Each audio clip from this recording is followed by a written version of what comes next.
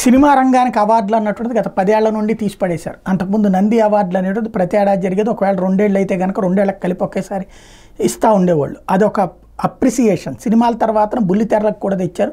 అదొక అప్రిసియేషన్ నడుస్తూ వచ్చింది. తీరా చూస్తే కేసీఆర్ అక్కడ, చంద్రబాబు ఇక్కడ వచ్చినటువంటి సందర్భంలో ఇద్దరు కూడా వదిలేశారు. చంద్రబాబుకి వాస్తవంగా ఫిల్మ్ ఇండస్ట్రీ ఫ్యామిలీ కాబట్టి ఇస్తారనుకుంటే అప్పట్లో నందులు అనౌన్స్ చేశారు చిట్ట చివరి ఏడాది.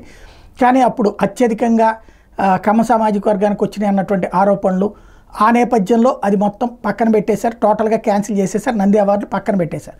జగన్మోహన్ రెడ్డి 5 ఏళ్లలో కూడా అవార్డులు ఇచ్చే ఉద్దేశం పెట్టుకోలేదు.